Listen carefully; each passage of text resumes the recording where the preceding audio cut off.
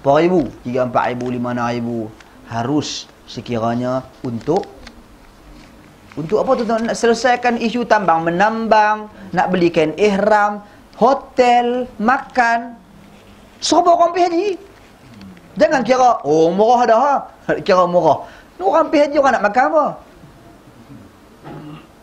Ayak kalau orang pergi jalan kaki, kalau buat betul-betul jalan kaki, tepi jalan, ayak mineral botol kecil itu 15 rial, 20 rial tu. Jual. Makap. Kuih-kuih, roti-roti di pinggir jalan, semua je berkali ganda. Topak pun berkali ganda. Jual 100 dalam ada 50 lah. Jadi benda-benda seperti ini perlu diambil kira. Ya? Jadi kata para ahli ilmu, fatwa jelas, fatwa bahkan fatwa Majma' Fiqh al-Islami, himpunan ulama sedunia, begitu juga fatwa Sa'uni, fatwa Ibn Baz, Ibn Uthaymin, harus mengambil upah haji. Yang penting pelakunya niat ikhlas, upah tersebut adalah untuk menyelesaikan urusan perjalanan ibadat hajinya. Wallahu alam. Jadi isu tadi, kalau siapa yang nak ambil, dia kata boleh untuk semua orang, ganti siapa pun ganti, terpulang. Jadi kalau tanya saya lebih cenderung pada ahli keluarga. Wallahu alam. Ya.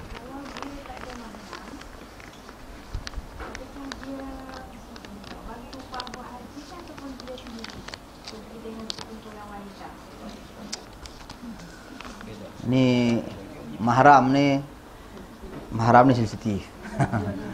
Pihak-pihak tertentu. Mahram ni wajib. Saya lebih cenderung kepada pendapat mahram itu tetap kekal hukumnya wajib. Hadis Nabi SAW, bila seorang lelaki menyatakan kepada Nabi, inni katatabtu fi ghazwati kadha wa kadha, aku telah daftar diri untuk masuk perang ini atau itu. Daftar diri dah masuk perang. Kemudian dia beritahu dekat Nabi, isteriku nak pergi Mekah. Kata Nabi, intaliq fahujji ma'amra'atik, hang bergeraklah ni juga pi buat haji dengan isteri hang. Orang pi buat haji dengan isteri. Walaupun di sana ada perbincangan tentang pengertian hadis ini, ada yang mengambil pendekatan isteri dia pesan, siapa nak pi, dia terpaksa pi. Ada yang mengambil pendekatan jihad yang dia dah itu bukan jihad yang wajib.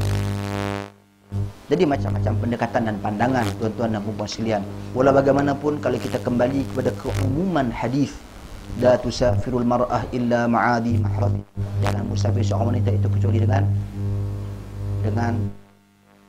pengalaman. Nak mengajar kita sebenarnya, orang yang pergi tanpa mahram ni memang dia boleh pergi dengan teman ramai wanita, tetapi sekiranya berlaku sesuatu ke atasnya, siapakah yang akan mengambil berat tentang keadaan dia? Siapa yang boleh nak bertindak? Baru-baru ni, qadarallahu ma syaa fa'al, kita pergi buat haji. Pergi buat haji. Habis haji bila? Kita pergi buat umrah. Qadarallahu ma syaa fa'al, seorang jemaah kita meninggal dunia. Rahimahallah. Orang perempuan. Dia meninggal dunia. Malam, pagi tu nak balik, petang, tengah hari ni nak balik, malam tu dia meninggal dunia. Kita tepuk dahi. Tak tahu nak buat apa. Meninggal dalam kereta pula, kita buat kereta. Mati belakang. Qadarallahu ma syaa fa'al. Adik saya pun sampai tak boleh nak tekan minyak, terketak kaki. Melihat kematian di depan kita, timbul rasa insaf. Tuan-tuan dan puan-puan sekalian, dengan izin Allah Subhanahu wa taala, qadarallahu ma syaa fa'al, keluarga dia datang bersama-sama, alhamdulillah. Mai sekali. Yang ni tak kahwin, ada anak, ada cucu, ada anak saudara lah. Jadi datang bersama-sama dengan dia. Jadi mereka boleh boleh tanda tangan surat izin untuk dikebumikan. Yang mana kita kena pergi sana, pergi sini. Siapa nak ikut kalau bukan ahli keluarga dia? Siapa yang nak tolong urus dan mengambil perhatian kalau bukan ahli keluarga dia? Orang ni sibuk nak buat ibadat, dah nak balik, dia nak pergi duduk di masjid. Dah nak balik, dah duduk sibuk tu nak beli kurma ajwa, tak beli lagi. Kalut tengok, yang jenis beli teko oren tak beli lagi, teko oren. Teko mah. Jadi itu macam-macam orang. Siapa yang nak ambil berat? Mahram senang nak mengusung dia, mahram nak mengangkat dia. Kami pergi hospital, jenazah duduk dalam kereta. Buka pintu, tak ada siapa mau angkat. Semua lelaki. nak suruh apa ni, anak saudara dia pegang seorang-seorang, jenuh. Sampai kita nak kena menjerit lu di hospital tu. Ni dah meninggal dunia rahimahullah. Wallahu alam, nak suruh bagi pembuktian lah, pengesahan akan kematian tu. Tak makan berdiri arak. Dah buat tekong dia. Jadi siapa nak urus benda-benda macam ni? Sebab itu para ulama bila membicarakan tentang hal dan isu ni, isu musafir tanpa mahram ni, khususnya kalau dilihat pada ulama-ulama mazhab Syafi'i yang kontemporari, kalau kontemporari seperti Dr. Mustafa Al-Bura.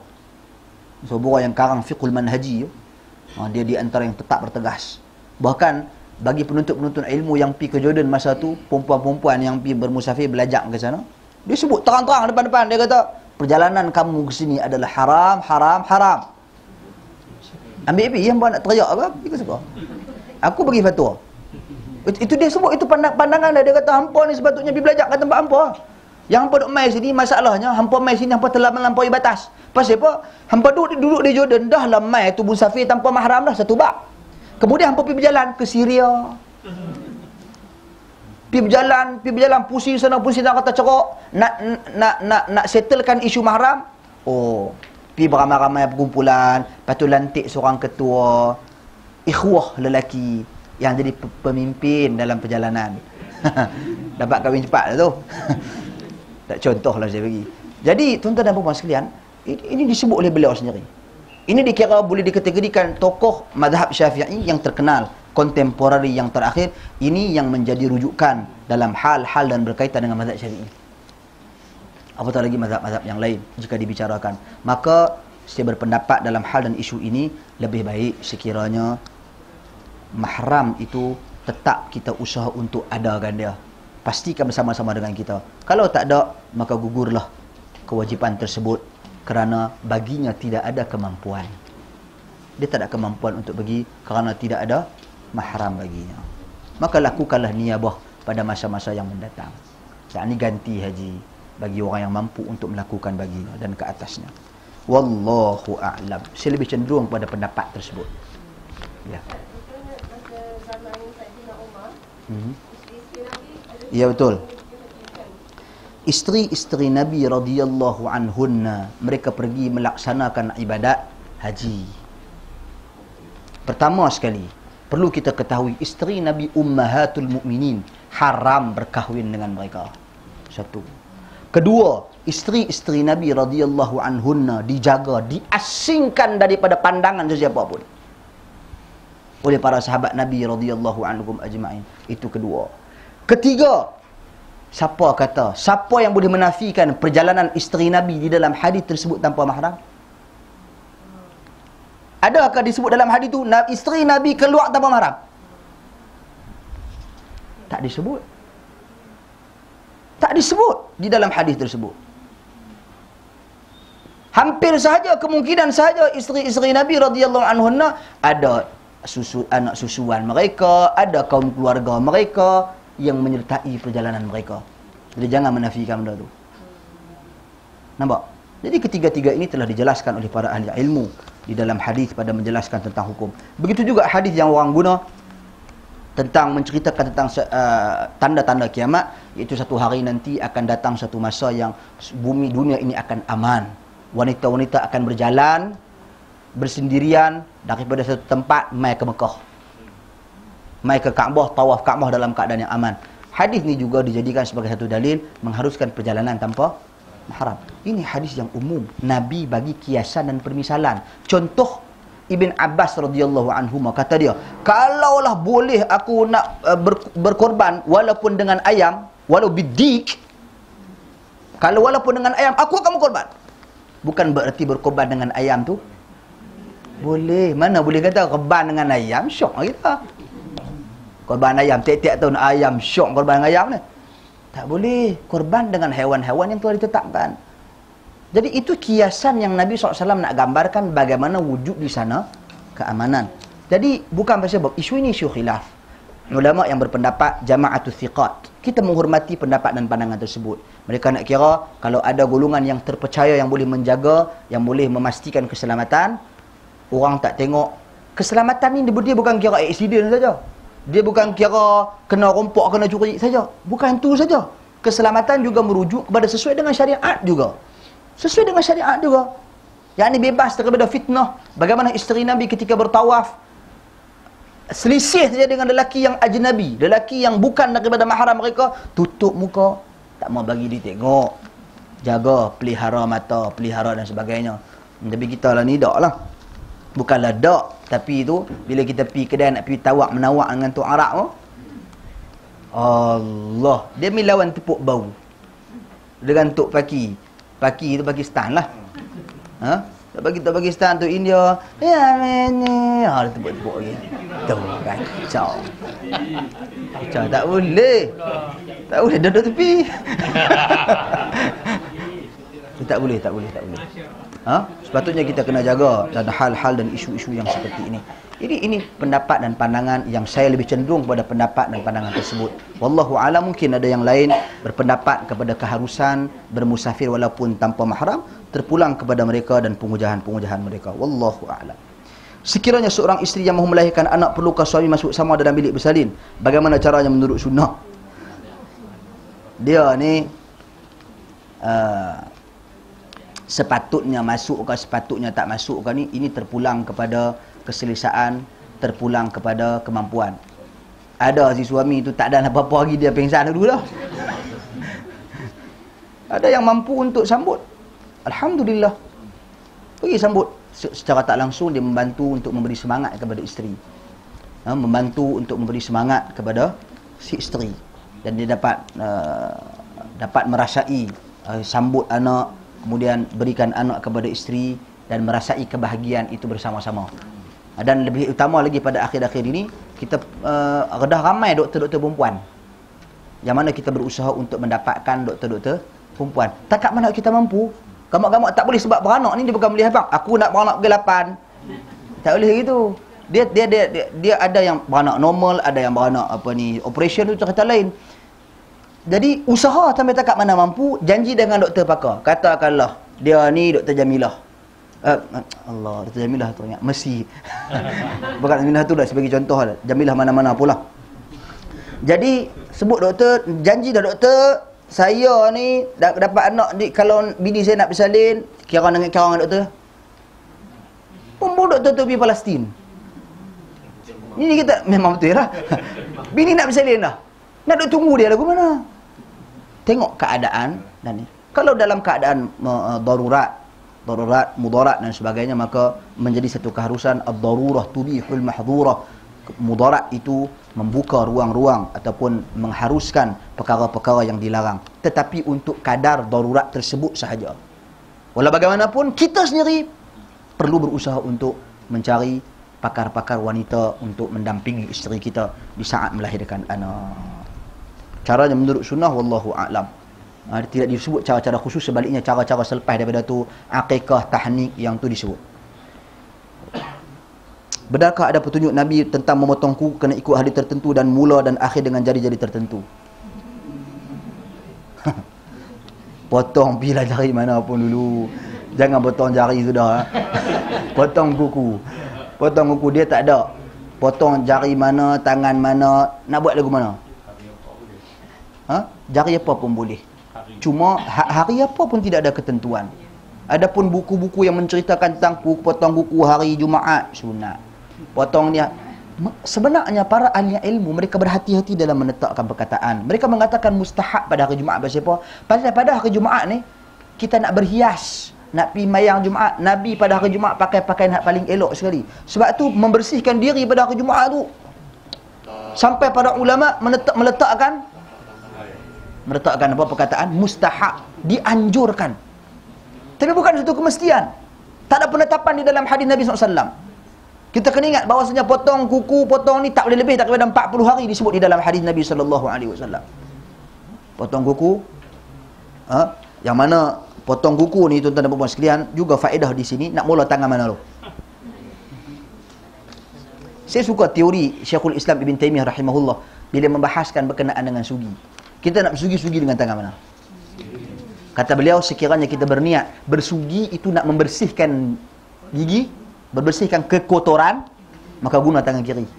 Tapi kalau kita berniat sugi itu adalah ibadah, guna tangan kanan. Itu teori Syekhul Islam Ibn Taimiyah rahimahullah.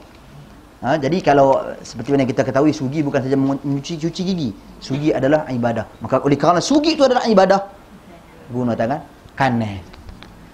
Potong kuku. Potong kuku tu kerana kita nak bersihkan diri ke, ataupun kerana nak melaksanakan ibadah tuntutan syarak. Kedua-dua je kita nak kan. Tapi kita dahulukan untuk melaksanakan tuntutan syarak. Maka dahulukan anggota kanan. Wallahu a'lam. Ya. Datuk siapa ni nak pergi haji? Boleh start dengan hati yang sunnah tu refresh balik. Quran sunnah apa? Bukan amalan-amalan sunnah masa haji lah. Wih. Refresh balik. Ringkas. Amalan-amalan sunnah. Apa yang nak buat semasa perjalanan ibadat haji?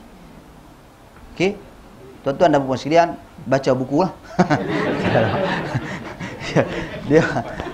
dia haji ni simple. Haji ni tak susah. Dia tidak menggerunkan, dia tidak menakutkan. Haji ni satu ibadat yang mudah. Cuma persiapan minda saja untuk berhadapan dengan situasi yang kesesakan, untuk berhadapan dengan kepanasan, untuk berhadapan dengan mungkin sikap-sikap manusia yang pelbagai. Itu sahaja.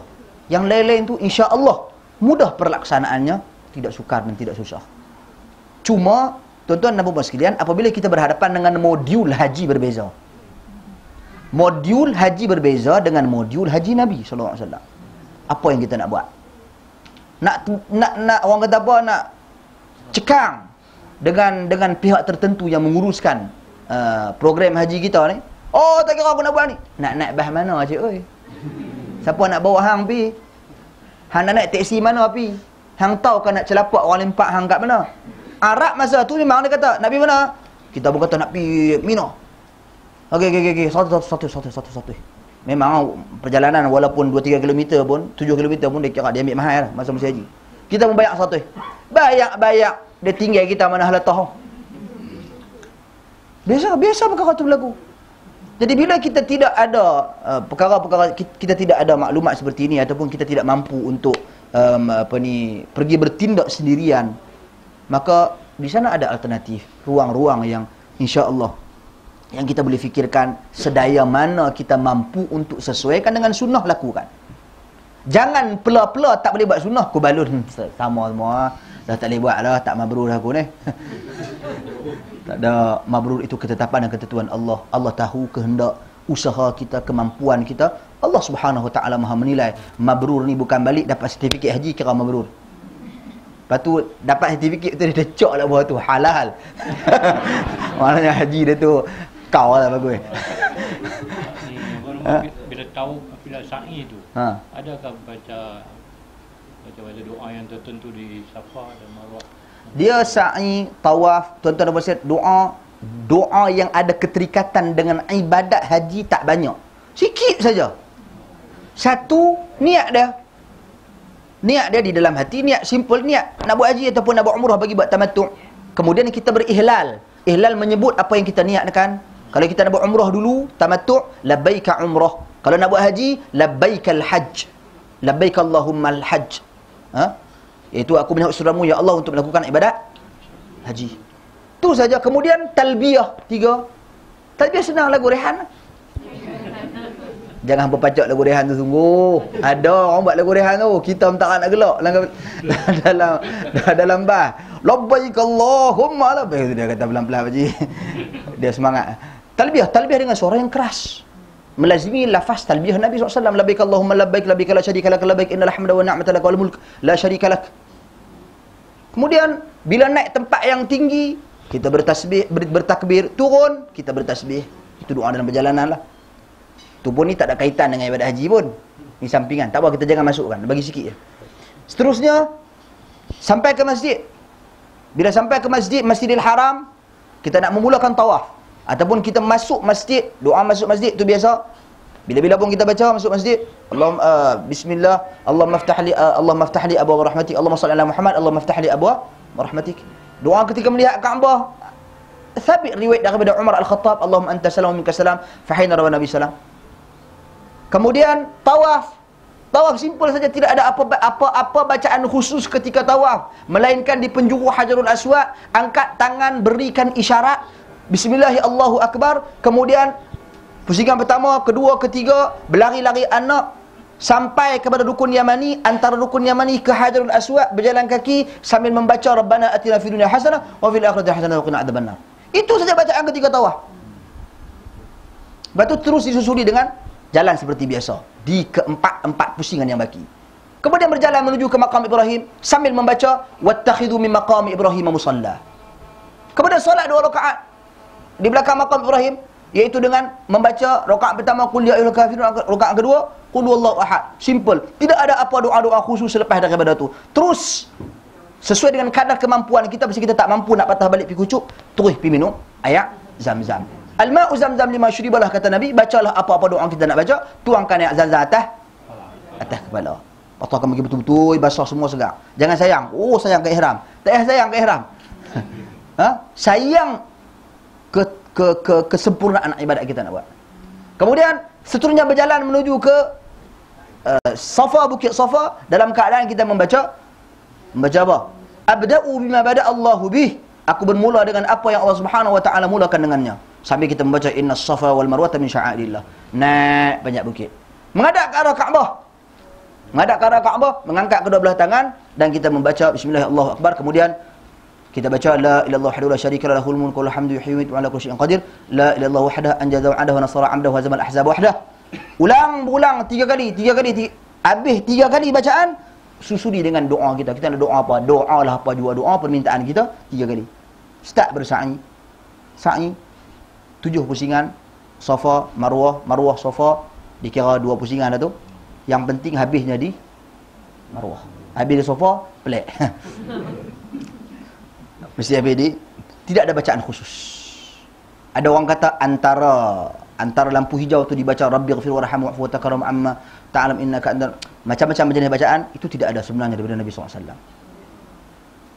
Cuma sabit daripada Ibnu Mas'ud, Rabbighfir warham wa'fu wa takarram. Sabit daripada Ibnu Mas'ud sepanjang perjalanan sa'i bacaan tersebut. Walau bagaimanapun umum, baca pi Quran ke, baca pi apa ke, begitu juga ketika tawaf. Cuma ketika tawaf ni kita ittiba', buka bahu kanan, ketika sa'i tutup semua. Tawaf saja kita buka. Habis tawaf tutup. Okey, itu saja amalan tawaf dan sa'i. Adapun amalan lepas tu kita tunggu bagi tamattu', dia dah cukur kepala ataupun dia dah potong rambut dia, pendekkan, dia balik hotel, dia beristimta' lah. Yakni dia berseronok-seronok. Yakni dia boleh melakukan perkara yang dilarang di dalam ihram. Yakni dilarang di dalam ihram tetapi dia harus. Bukan dilarang dalam ihram yang haram. Ada benda yang dilarang dalam ihram, dia merupakan perbuatan yang haram, seperti berjidal, bercakap benda-benda yang tak elok, melakukan kefasikan. Benda tu haram. Dalam ihram pun tetap haram. Bukan berarti bila orang kita ni, bila dia duduk dalam ihram, aku tak boleh cakap, tak baik. Habis itu juga, celaka. Dia start dah. Tak boleh, semacam saja hukum dia. Haram lah. Adapun selepas dia selesai tu, dia boleh pakai minyak wangi, dia boleh pakai baju seperti biasa, tunggu hari-hari haji. Sampai hari haji, hari ke-8. Kalau ikut Nabi SAW, Nabi masuk ke Mina. Kalau ikut tabung haji. Kalau ikut package muassasah, mereka akan masuk ke Arafah. Jadi kita berhadapan dengan situasi, modul yang berbeza tu. Jadi apa yang kita nak buat? Kalau kita boleh masuk ke Mina, Alhamdulillah. Boleh masuk ke Mina, apa yang kita lakukan seperti Nabi. Nabi masuk ke Mina pagi. Yang ni Nabi bertolak daripada Mekah pagi, timing dia. Kemudian Nabi sampai ke Mina. Apa yang Nabi buat? Nabi lakukan salat 5 waktu di Mina. Zuhur 2 rakaat, qasar tanpa jamak. Zuhur 2, Asar 2, Maghrib 3, Isyak 2, Subuh 2 tanpa jamak. Nabi istirahat selepas daripada subuh, naik matahari, Nabi berangkat menuju ke Arafah. Yakni hari ke-9 pagi. Berjalan menuju ke Arafah, sampai di Arafah, Nabi tak masuk lagi dalam Arafah. Nabi duduk di sempadan Arafah, di luar. Dan kemudian Nabi SAW bila masuk saja waktu zuhur, Nabi tunaikan solat zuhur dan juga asar secara jamak takdim. Masukkan solat asar dalam solat zuhur dan qasarkan, pendekkan dua-dua. Kemudian apa yang Nabi lakukan? Nabi berkhutbah. Lepas Nabi SAW berkhutbah, semua pakat masuk ke dalam Arafah. Sebab itu Masjid Namirah masjid di Arafah itu dia terpecah pada dua bahagian. Bahagian depan berada di luar Arafah, bahagian belakang berada di dalam Arafah. Kemudian Nabi masuk ke Arafah, Nabi bersabda, waqaftu hahuna wa Arafah kulluha mauqif. Aku berwukuf di sini dan keseluruhan Arafah itu adalah tempat untuk berwukuf. Tempat untuk berwukuf. Kemudian apa yang Nabi buat di Arafah? Nabi berdoa daripada tengah hari. Daripada tengah hari lepas Zuhur tadi ni sampai ke tenggelam matahari, yakni sampai ke masuk waktu Maghrib. Nabi mengangkat tangan, menadah tangan Nabi ke langit. Nabi berdiri sehingga nampak putihnya ketiak Nabi sallallahu alaihi wasallam. Tanpa ada pelindung di kepala Nabi sallallahu alaihi wasallam. Jadi kita juga berdoa sedemikian rupa. Dan kata Nabi di dalam hadis, afdalu dzikri yauma Arafah, semula-mula zikir pada hari Arafah adalah la ilaha illallah wahdahu la syarikalah, lahul mulku wa lahul hamd, yuhyi wa yumiitu wa ala kulli syai'in qadir. Itu yang Nabi baca. Sampai waktu Maghrib terus bersiap. Bersiap untuk apa? Pergi ke mana? Pergi ke Muzdalifah. Muzdalifah apa yang Nabi SAW buat? Nabi bermalam di Muzdalifah. Sampai di Muzdalifah Nabi lakukan solat Maghrib dan solat Isya secara jamak takhir, qasar. Kemudian terus Nabi tidur, Nabi tak buat tahlil lah. Nabi tidur terus. Ha? Dah ada geng-geng ni kali kira Batam kumpul tahlil, Batam kumpul tahlil. Tapi tak apa. Jadi kemudian Nabi SAW setelah tidur di siang hari, setelah selesai solat subuh secara berjamaah, kemudian Nabi SAW berdoa di satu kawasan yang bernama Masy'aril Haram. Ulama sisi pendapat tentang pengertian Masy'aril Haram. Ada yang memaksudkan umum Muzdalifah keseluruhan, ada yang kata tak, ada kawasan tertentu. Walau bagaimanapun Nabi berwukuf, Nabi kata aku berwukuf di sini, Muzdalifah semuanya tempat untuk berwukuf. Yang ni menetap, duduk. Wukuf, waqaf tu maksudnya dia berhenti. Dia berhenti duduk. Sebab tu Nabi kata waqaftu hahuna wa Arafah kulluha mauqif, waqaftu hahuna wa Muzdalifah kulluha mauqif. Aku wukuf di sini, Arafah keseluruhannya tempat untuk berwukuf. Aku wukuf di sini, Muzdalifah semua tempat untuk berwukuf. Yang tempat berhenti. Duduk situ. Kemudian Nabi berdoa sampai naik matahari. Kemudian Nabi kutip batu 7 biji sahaja. Nabi tak basuh, Nabi tak solat hajat kat batu. Ha? Nabi tak cuci, dia ambil batu, dia basuh, dia jampi dulu buat main hajat, buat. Tak ada. Batu tu dia bukan ada kuasa apa. Batu yang sebesar hujung jari kecil, kecil saja, tak terlalu besar dan tak terlalu kecil, lebih kurang besar hujung jari kelingking ni. Kemudian 7 biji Nabi berjalan menuju ke Mina. Ada riwayat Nabi bertalbiyah dan ada disebut para sahabat Nabi bertakbir, dah mula bertakbir. Walau bagaimanapun Nabi meneruskan talbiyah Nabi sampai ke Mina untuk melontak jamrah Aqabah. Jamrah yang paling besar. Iaitu jamrah yang paling hampir dengan Mekah. Okey? Jadi melontak jamratul Aqabah dengan 7 biji batu. Bismillahi Allahu Akbar. Tidak ada rajman li syayatin. Setan pun dia tak bodoh, dia tak tunggu situ. Kita bukan nak baling setan, kita nak melontar sesuai dengan petunjuk Nabi SAW. Syaratnya adalah masuk.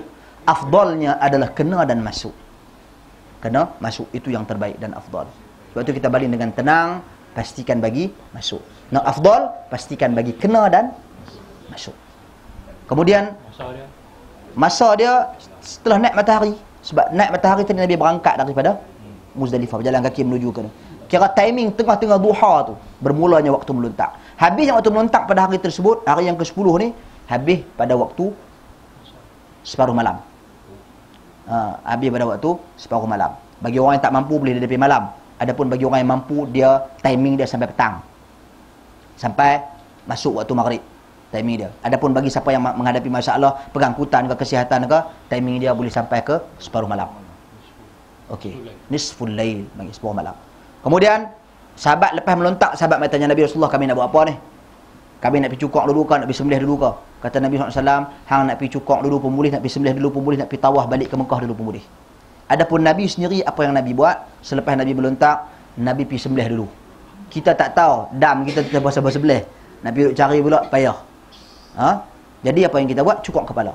Lepas sembelih Nabi cukok kepala. Lepas cukok kepala, Nabi balik ke Mekah, Nabi tawaf haji dan sa'i haji. Tadi kita tawaf umrah dan sa'i umrah.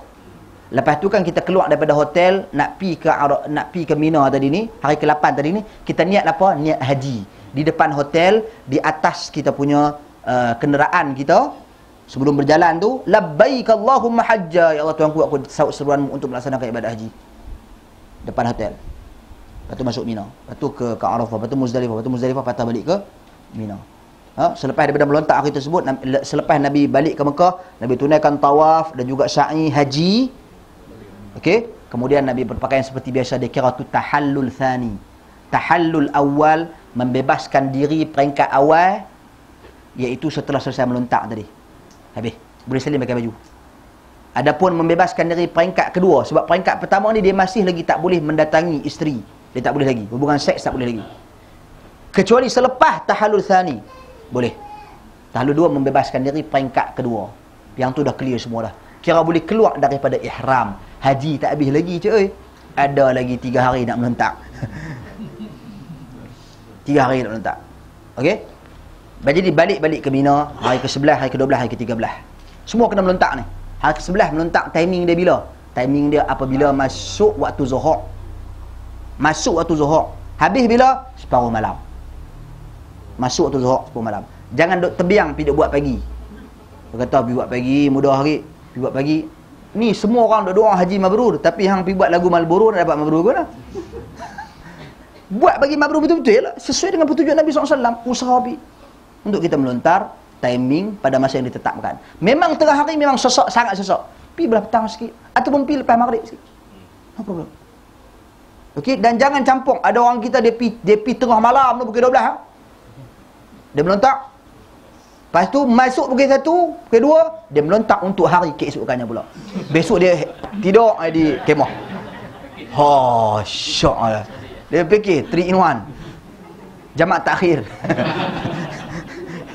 Takdim. Jadi tak boleh gitu, tak boleh. Timing tak masuk lagi. Sebab dia bukan orang yang menghadapi keuzuran, sakit, susah nak pi dan sebagainya. Bahkan kalau sakit susah nak pi, ganti orang yang boleh pi. No problem, tidak ada masalah. Kemudian sampai hari ke-12 melakukan pada timing yang sama. Masuk waktu melontak, masuk waktu zuhur, habis waktu melontak, habis tengah malam. Tapi siapa yang nak buat nafar awal ni maksudnya keluar daripada Mina awal, yakni pada hari yang ke-12. Dia mesti melontak selepas daripada masuk waktu zuhur dan sebelum daripada masuk waktu maghrib. Dia kena keluar daripada Mina. Kalau dia tak keluar, kita rehat Zan. Hang kena melontak esok. Kalau hang tak melontak, sembelih seekor kambing, buat kenduri, pus main kambing sini. Dah kambing tu untuk orang sana dia tak boleh. Ada kambing dam, dia lain. Ada beza dengan yang ibadat korban. Kambing korban boleh rata-rata ceruk, tapi dam adalah disembelih di Mekah. Okey. Tuan-tuan dan puan sekalian, begitu juga hari yang ke-13.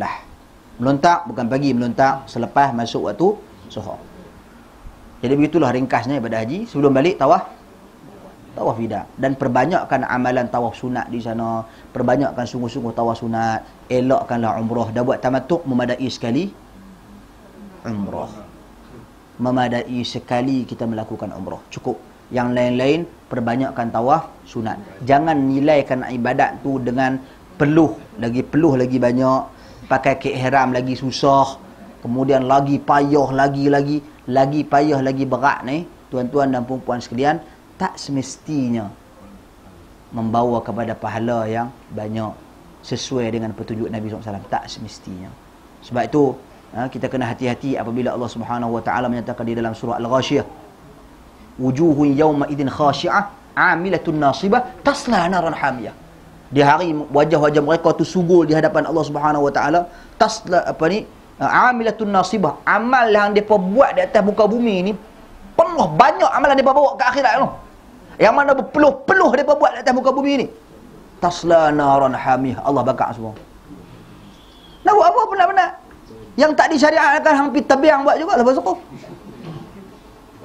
Jadi usahalah untuk melakukan amal perbuatan yang sesuai dengan petunjuk Nabi sallallahu alaihi wasallam. Ya. Tentang ibadah Korban. Adakah mereka yang akan melakukan ibadah korban di sini tertakluk dengan larangan-larangan seperti kerak kuku seperti dalam sahih atau Muslim? Ya. Ya betul. Dalam hadis Nabi SAW kata Nabi, man arada an yudhhiya. Kata Nabi, idza dakhala 10 min Dzulhijjah wa arada minkum an yudhhiya fala yamassanna min syi'rihi wala min adfarihi syai'. Bila masuk awal 10 Dzulhijjah, yang 1 Dzulhijjah, dan ada di kalangan kamu yang nak melaksanakan ibadat korban, maka janganlah kamu mengambil sedikit pun daripada kuku kamu dan daripada rambutmu. Ini bukan kuku kambing dan rambut kambing. Tak pernah ada orang duk trim rambut kambing, duk potong kuku kambing. Ini kuku kita dan rambut kita. Janggut, semua sebenarnya, bulu-bulu di badan tinggal. Jadi ini sebagai satu falsafah dan simbolik yang ada kaitan dengan pelaksanaan orang buat haji. Orang buat haji pun dia dah gutu juga, dia berada dalam keadaan ihram. Contoh permisalan. Tetapi kita yang nak buat di sini, sebab tu sepatutnya petang tadi ni kita dah settlekan semua. Potong kuku berhabis, bagi elok, supaya 10 hari ni kita tidak melakukan sebarang pemotongan. Kalau kita potong umur dia mana? Bukan kata haram, dia tak haram. Dia satu perbuatan yang dituntut. Apa jadi kata ni korban kita? Sah insya-Allah sah. Benda ni hukum dia, kekhilafan dia bermula daripada apabila di dalam hadis tersebut disebut fala yamassanna, jangan, maka jangan, la satu, la nahiyah, jangan. Yamassanna, massa yamassu ni mengambil sikit pun, pegang sikit pun, yakni bagi kuku potonglah, bagi rambut potonglah. Okey, disusuli dengan nun di belakang tu dipanggil nun taukid. Yamassanna, an-nun tu di belakang nun taukid, pengukuhan, kata-kata pengukuhan bagi apa? Bagi larangan. Jadi sebab tu kalau ikut Syekh Abdul Qadir Al-Arnaut rahimahullah, dia ada anak murid dia Syekh Bal'id, seorang anak murid dia yang tulis buku tentang ahkamul udhiyah, hukum hakam yang berkaitan dengan sembelihan haiwan korban ni, dita'liq, ditakdim, diberikan kata-kata pendahuluan oleh Syekh Abdul Qadir Al-Arnaut, menjelaskan tentang hadis larangan mengambil kuku ni. Bagi pendapat mereka, larangan tersebut hukum asalnya adalah haram mengambil sebarang bulu dan juga kuku. Haram. Sebab apa? Sebab tidak ada di sana dalil-dalil yang menyebabkan status larangan tu turun daripada haram kepada makruh. Tak ada. Buat bagi dalil. Dalil tak ada. Jadi kekal larangan itu sebagai satu larangan, dan asal bagi setiap larangan mengikut kaedah fiqh adalah haram. Al-aslu fin nahyi at-tahrim. Asal pada setiap larangan adalah haram, kecuali datang dalil turun. Datang dalil tiba-tiba ada sahabat Nabi buat. Nabi tak kata apa-apa. Nabi membiarkan, menunjukkan bahawasanya larangan tadi, yang haram tadi, turun martabat dan maqamnya jadi makruh. Tapi larangan tentang hal ni wallahu alam tak temui, maka Syekh Bal'id menjelaskan bahawasanya hukumnya adalah wajib, tinggalkan dan abaikan. Tak ada masalah. 60 bulan 10 hari lah. Okey. Ada satu soalan ni. Okey, last. Ini je tadi Ustaz dah terang pun tadi. Perbezaan ibadat haji mulai daripada 8 sampai 13 ni, perbezaan yang ketara lah. Tidak di mabit pada hari tarwiyah. Okey, satu. Di Mina. Betul. Keduanya Tak mabit di Muzdalifah. Di Muzdalifah tu pun tengah malam je dulu. Ya. Yang ketiganya, waktu afdal melontar ni tidak dibuat. Misalnya pada 10 tu waktu yang afdal ialah waktu duha. Dibuat selalunya sebelah malam lah. Kalau pergi dengan siapa-siapa pun dia nak buat lepas asar, kerana muasasah telah diberi arahan bahawa orang-orang Asia Nusantara dia akan buat selepas maghrib, asar atau maghrib. Dan hari kedua tu, bahkan ada hari pertama tu 10 dia suruh buat paling awal, lepas masa tengah malam tu. Kalau dapat tolak daripada Mina tu, daripada Muzdalifah tu, dia suruh buat Lontar terus. Kalau tidak, dia TIV lepas asar. Dan hari ke-11, 12, 13 tu, hari yang afdal tu adalah masuk zuhur. Patutnya dia buat. Dia tak, dia akan buat belah malam tiga-tiga. Okey. Dan pada hari 10 tu dia tak mau balik ke Mekah. Dia nak buat apa, tawaf dan sa'i tu Selepas buat balik. 13, hari 13. Okey. Dia pun tak mau buat apa nafas awal. Dia akan nak buat apa, pasal dia nak save dia punya kos hotel. Kalau dia 3 hari di Mina, save makan. Berarti dia kena bayar 2 kali. Di Mina sekali, di Mekah sekali. Okey, tuan-tuan dan puan-puan. Sejauh mana Perbezaan, itu okey. mengganggu sunnah Nabi. Okey, pertama sekali perlu kita ketahui prinsip dia, ada benda afdal dan juga fadil. Fadil ni kurang pada afdal, tetapi tetap ibadat tersebut sah dan baik dan menepati sunnah. Seperti timing tadi ni. Timing ba'da zawal, yakni selepas masuk waktu zuhur, yang tergelincir matahari masuk waktu zuhur, itu waktu afdal. Waktu afdal itu kalau pi masa tu sangat ramai. Saya pengalaman pi masa tersebut. Hari yang ke-10.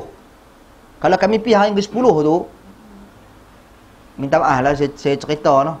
Kalau pi hari yang ke-10 tu pagi-pagi waktu duha tu nak pergi melontak Jamratul Aqabah hari ke-10 tu. Memang nampak orang keluar tinggal tali pinggang lah. Tinggal tali pinggang saja. Faham maksud apa? Tak ada apa, tinggal tali pinggang saja. Ambil selipar habis semua duk sempung. Habis semua terbang habis. Terlalu sesak. Tapi mudah-mudahan pada kali ini dah jadi 5 tingkat. Masa 5 tingkat. Mudah-mudahan kesesakan tersebut akan diminimumkan, insya-Allah mudah-mudahan. Jadi timing yang diberi oleh Allah dan Rasul panjang masa dia, daripada pagi itu sampai ke petang. Jadi bergantung kepada kemampuan kita. Malam bagi orang yang tak mampu, keuzuran dan sebagainya. Jadi kita katakan kita ada masa, maka manfaatkanlah waktu-waktu tersebut, tidak ada masalah daripada kita nak pi bersesak. Memang kami masa muda-muda tu memang kita ambil ke ihram tu, ikat kemah, pakai tali pinggang kemah, selipar memang cabut tinggal. Ambil selipar-selipar orang hilang dah tu. Kalau tidak, nanti tiba-tiba kita tercabut. Memang masuk tu, pi dengan 2 orang yang besar, kita dihalui. Masa tu kita pun kering-kering je. Lepas tu masuk, celah-celah masuk. Masuk lepas tu. Berenang. Kita buka ruang. Dia berenang waktu tu. Kita masuk, itu buka. Masuk, itu buka. Jadi kita pun masuk. Tak. Keluar-keluar tu memang merah, bercalak habis semua sini. Pasal kita nak kejar waktu tersebut. Sedangkan lebih baik kita elakkan kesesakan seperti itu.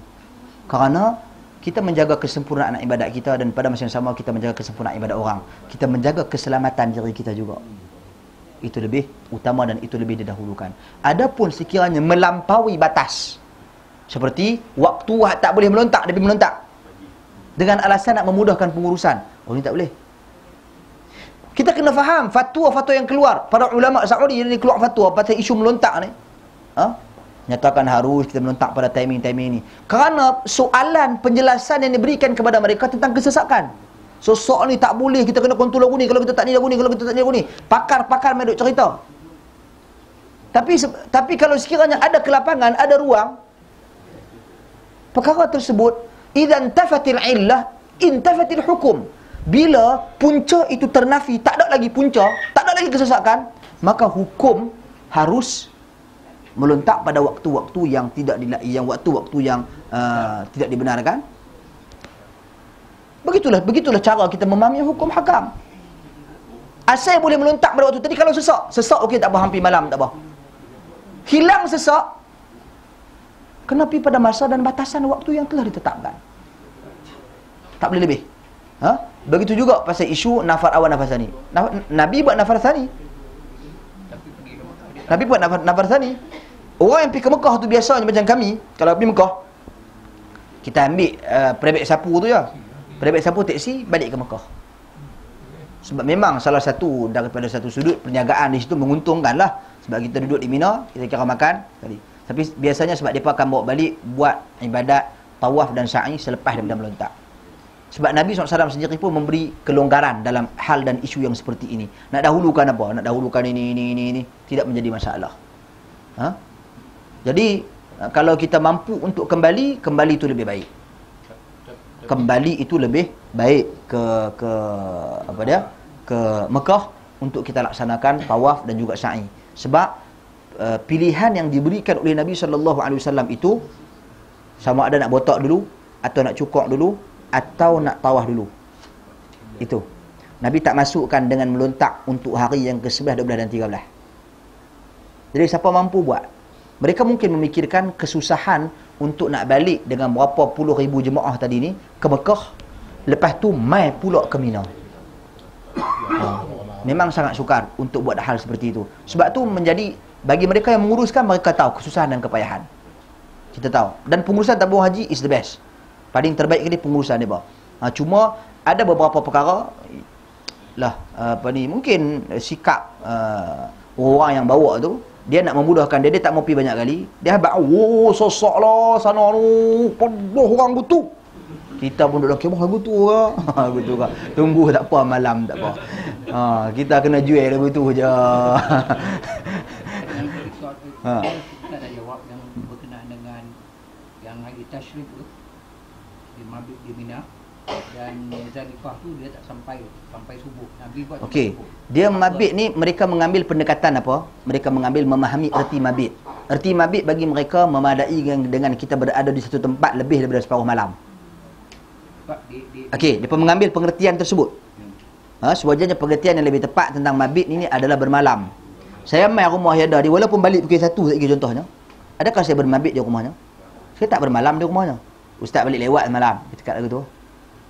Tapi kalau saya tidur pagi-pagi, dia akan kata ustaz telah bermalam di rumah saya walaupun sebelum subuh saya balik. Saya tidur tapi ustaz balik sebelum subuh. Jadi itu pengertian asal bermabit.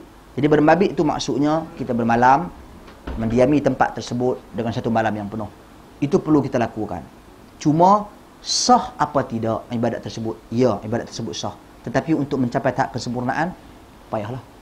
Jadi sebab tu kita katakan bila masuk ke Muzdalifah, kita perlu berusaha untuk nak bermabit sepenuh malam. Tapi kembali kepada kemampuan kita. Kalau mampu duduk, kalau tak mampu, moga-moga niat kesungguhan hati kita yang inginkan kesempurnaan tersebut Allah Subhanahu wa taala hitung dan Allah Subhanahu wa taala kira. Sesuai dengan hadis-hadis Nabi sallallahu alaihi wasallam yang menceritakan hal tersebut. Mina semua duduk 3 hari. Tarwiyah adalah sunnah. Sunnah Nabi SAW dan hukumnya adalah sunat. Dianjurkan kita pergi. Dan ada ulama yang bertegas dalam isu ni seperti Syekh Al-Albani. Dia bertegas kalau baca buku dia tentang manasik haji menurut Nabi SAW. Dia kata siapa yang bermusafir langsung ke Arafah meninggalkan Mina, itu adalah safar yang bid'ah. Dia bertegas dalam isu ni. Sebab dia kata ini petunjuk Nabi SAW. Nabi ke Mina dulu. Jadi ini mungkin satu perbahasan. Adapun para ilmuwan yang lain, mereka melihat isu ini adalah isu sunat. Meninggalkan hal yang sunat, yang tidak memberi kesan kepada ibadat-ibadat haji yang wajib haji dan juga rukun haji yang lain. Walau bagaimanapun dalam mengejar kesempurnaan, kita perlu ada usaha dan keinginan. Dia ada implikasi. Kalau tidak mabit di Mina pada hari berapa? Pasal Nabi sudah salat itu 5 waktu, ialah qasar. Tapi apabila ke Arafah itu dia jamak dan qasar.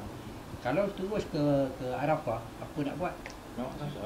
Jamak qasar ke? Pasal dia hari 8. Nabi hari 9 baru jamak qasar di Arafah. Dia sama saja. Hari yang pertama, kalau kita sampai hari yang pertama, hari yang ke-8 kita buat qasar juga. Sebab perbezaan antara hukum qasar dan jamak.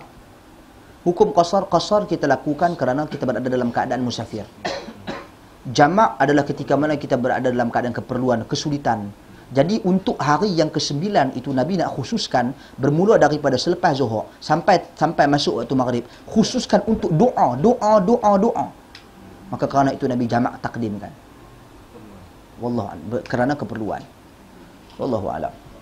Ustaz, kalau kita melutang subuh tu, macam mana Ustaz? Subuh tak boleh melainkan orang yang benar-benar ada keuzuran. Lelaki-lelaki yang dah tak larat, yang sakit, wanita-wanita yang tak sihat dan sebagainya, perempuan umumnya, harus mereka melontar pada waktu-waktu tersebut bagi yang memerlukan. Adapun bagi yang sihat molek, tidak ada alasan baginya untuk melakukan lontaran pada waktu tersebut. Kalau dia buat tu macam mana haji dia? Dia haji dia, hukum haji dia di sisi Allah Subhanahu Wa Taala kita tak tahu. Sah apa tidak haji di sisi Allah Subhanahu Wa Taala kita tak tahu. Tapi apabila melontar ini merupakan syarat wajib haji, yang mana kalau kita tak sempurnakan sesuai dengan syarat-syarat, tidak mematuhi syarat-syaratnya, sebenarnya sekok kambing kan? Sebab apa haji? Bayar dah. Wallahu a'lam. Jadi saya rasa cukup cakap tu. Tuan-tuan dan puan sekalian, mudah-mudahan insya-Allah. Ni pasal main lewat ni denda. Tak apalah, mudah-mudahan apa yang kita dapat pada malam ini sama-sama kita manfaatkan, dan bagi sahabat-sahabat kita, ayahanda-ayahanda kita yang nak pergi ke Mekah, bonda-bonda kita nak pergi ke Mekah, kita doakan moga-moga mendapat haji yang mabrur, sa'yan mashkur, dhanban maghfur, insya-Allah. Wallahu a'lam. Subhanakallahumma bihamdik asyhadu an la ilaha illa anta astaghfiruka wa atubu ilaik. Assalamualaikum warahmatullahi wabarakatuh.